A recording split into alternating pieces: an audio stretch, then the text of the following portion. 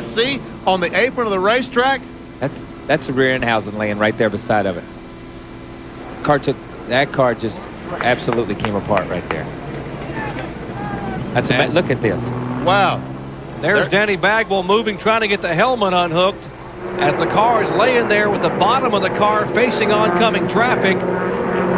They are getting the safety crews moving to him right away, but Danny moving, and that is a great shot to see him unhooking the helmet. The roof of the car is gone, the front of the car is gone, the front clip is gone from his Ford.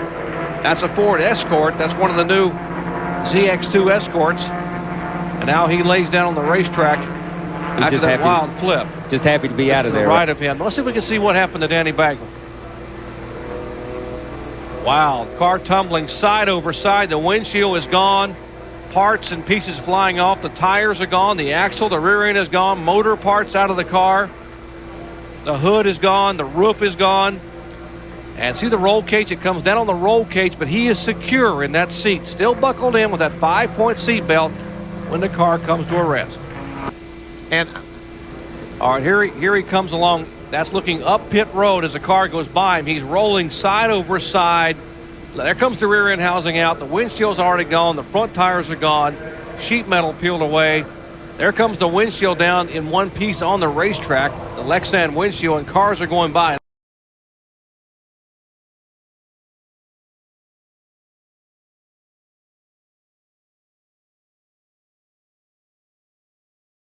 500. Jimmy Spencer is second.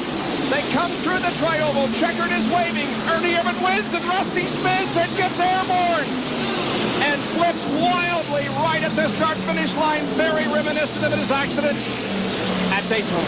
What a way. yeah, he's moving. I see him moving around in the car. I saw it there. We see his head moving around. Yes, we do. Thank God. Here is what happened.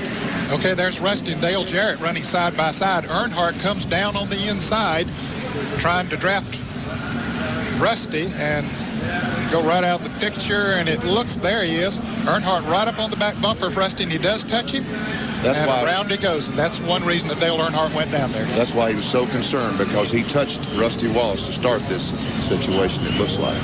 And the car overturns about 6 or 7 times, pirouetting on its nose, end over end, side over side, comes to a rest on its wheels between the start-finish line and turn 1. He will be credited with 6th finishing position. Here is another angle.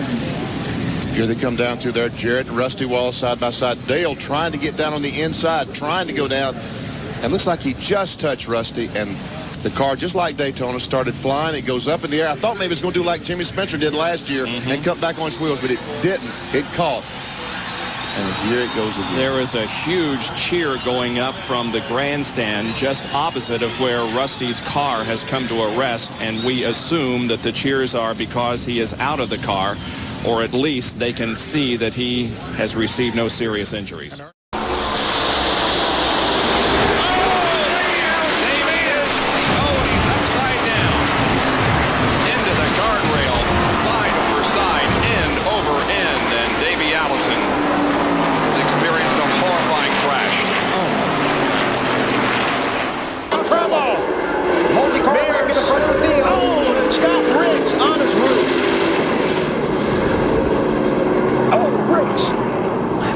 Man, there's been a lot of cars getting on the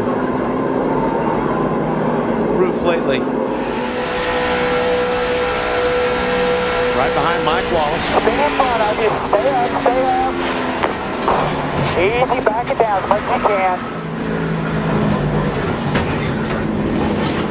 Wow, that's not what you want to see out of your windshield. Oh, my gosh. So fine, I'm okay. But you're racing such tight quarters that it's just being at the wrong place at the wrong time. That's like Josh Berry. Hey, wait a minute. If you're racing here, you should just go by Junior, and there's trouble again. 3 on the stage. My goodness. And a major hit for Dexter Stacy. Blaine Perkins with huge damage. He hit the end of the wall, Joey. Great when it kicks out like that. Oh, my. Debris everywhere. And a tire bounding out of control into the wall. We're going to take a quick break. This caution likely ends stage 2. Third yellow of the afternoon. Dexter, Stacy, Blaine Perkins involved at Talladega. So we're going to see a spin from the middle, the 66. He's going to come down and hit the inside wall very, very hard. And this is where the wall kicks out right there. And that shot doesn't do justice. And look at this car. Barrel rolling down the backstretch. And that wasn't the half of it. So this is Blaine Perkins. You see he's going to get hit. The car's going to catch the air, land right here on the roof, and here comes the barrel roll. Right when you get sideways like that, it starts to bite, and then off it goes.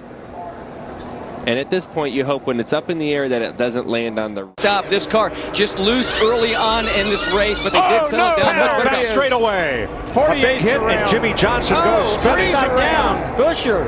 Oh, man. Chris Busher on his lid and lands back on his wheels. Caution. Oh, man, we saw 4 wide off the corner over there. I was afraid of this.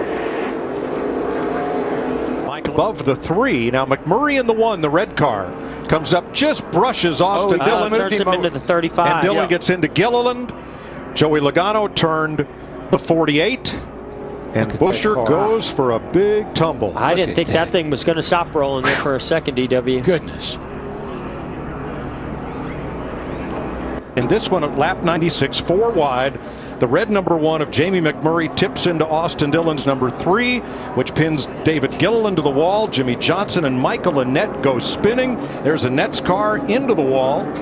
And Chris Busher flips down the back straightaway. That 46 hard into that safer barrier, driver's side. Yeah, the 46 of Annett actually made contact with the 34 car, and that's what sent him spinning up into the air and flipping over and over. And then he went down, the 46 of Annett went down, made heavy contact with that inside wall. Even though there's a safer barrier, when you hit with the left side driver's side like that, still a big, big impact. It's a sting. Chris Busher is okay. He walked. Big push coming now for Harvick. Oh, and around goes a couple cars. Preece upside down. He's barrel rolling through the grass. Ryan Preece upside down in the infield. Going down the back straightaway, he makes a move or gets help from behind, and the car goes into the infield air. It just lifts right up off the ground. Violent wreck. It's a push from the 43 car, and it's airborne. I mean, I thought that maybe it hit, you know, the road course or some curbing or something on the road course. The kink lifted that car, but it was just traveling so fast. It happened right when it got in the grass. As soon as it got in the grass, that's when it started to lift. And then this is just violent. I mean, look at this car.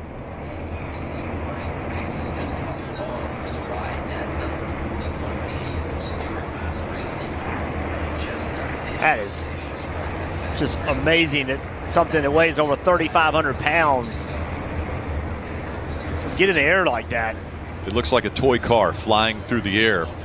But as you mentioned, Jeff, 3,500 pounds.